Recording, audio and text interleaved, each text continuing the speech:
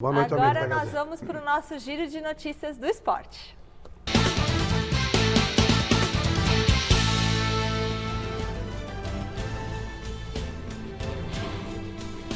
Bom, São Paulo já conta os dias para a volta do futebol, mesmo diante do crescimento do número de casos em algumas regiões do interior do estado, Michele. Em entrevista à Rede Globo, o secretário estadual de Esportes de São Paulo, Aildo Rodrigues Ferreira, disse acreditar que o Campeonato Paulista deve voltar entre o fim de julho e o começo de agosto. Esse é o prazo considerado ideal para que as equipes possam recondicionar fisicamente os atletas com a retomada dos treinamentos a partir do próximo dia 1º de julho.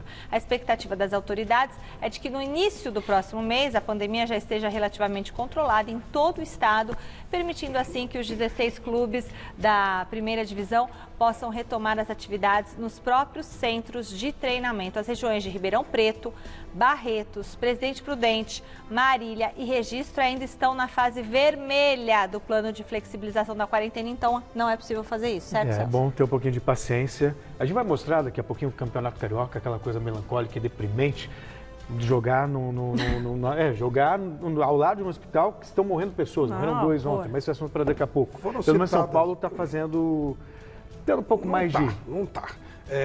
São Paulo começou com um pouco mais de vergonha na cara, agora também largou, né? Porque, por exemplo, ali, nós estamos em algumas cidades, Guaíra entrou em lockdown.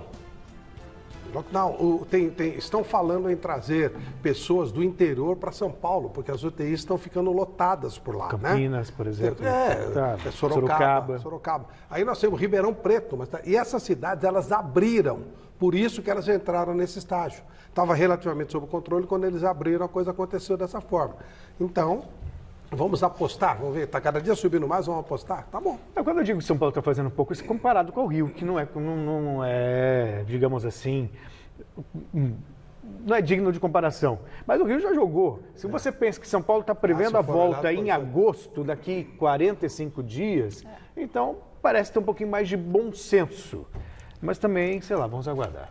Olha, com a data do início dos treinos estabelecida para o próximo dia 1º de julho, os clubes não perderam tempo e iniciaram imediatamente os testes da Covid-19 em jogadores e integrantes da comissão técnica. A ideia é localizar os possíveis infectados, colocá-los em isolamento o quanto antes. Dessa forma, esses atletas estariam aptos a retornar aos trabalhos com o grupo logo nos primeiros dias após a volta dos treinos presenciais. Corinthians, Palmeiras e São Paulo começaram os testes ontem. Hoje foi a vez do Santos abrir o CT Rei Pelé para promover os exames. O governo estadual liberou o início das avaliações físicas a partir da próxima segunda-feira. Aí que está o negócio, né, Flávio? Tudo bem, pode até testar para poder liberar para os treinamentos, mas a pandemia está acontecendo. Então o jogador pode testar hoje, contrair o vírus amanhã, depois de amanhã. Então, quer dizer, então é tudo muito prematuro. Mas isso vai ser assim até ter uma vacina, hein? Não necessariamente. Se você já tem a pandemia controlada, como aconteceu na Europa, aí é uma outra história. Eles esperaram você ter uma queda gradual de casos para depois reiniciar, abrir o futebol. Aqui não. O protocolo é muito bem feito. Uma coisa, outra coisa. Deveria recomeçar? Não. Mas o protocolo é muito bem feito. E esses testes eles serão feitos com muito cuidado. Quem der positivo será afastado, as famílias serão testadas. Então o protocolo está muito bem feito. E já que tem que voltar ao trabalho, pelo menos estão seguindo um protocolo que é muito rigoroso. Foi feito em cima da Espanha, com algumas coisas da Alemanha. Tive acesso a esse protocolo. O protocolo é muito bem feito. Essa fase de teste é ótima. Vai ter que fazer isso. Não, e depois, quando eles voltarem, vai ter que testar de novo. Não, vai testar, olha, toda de 5 semana. em 5 dias, praticamente. Isso. Feito, deu positivo, é afastado do grupo. De 5 em 5, é a pergunta que eu fiz ontem. De quanto em quanto tempo vai testar o jogador? Eu já ouvi que poderia ser teste também a cada 3 dias. Então, Enfim, Fluminense e Botafogo tiveram uma derrota ontem no Tribunal de Justiça Desportiva do Rio de Janeiro. As duas equipes entraram com ação pedindo o adiamento dos jogos do Campeonato Carioca, marcados para os dias 22 e 25 de junho. A ideia era remarcar esses confrontos para os dias 1º e 4 de julho, respectivamente, mas o presidente do tribunal, Marcelo Jucá, indeferiu os pedidos e manteve a tabela do estadual. Caso não entre em campo na próxima segunda-feira, pode ser considerado o abandono da competição, que prevê o rebaixamento para a segunda divisão. Os dois clubes recorreram ao STJD. A dupla não descarta a possibilidade de ir à justiça comum. Olha que situação.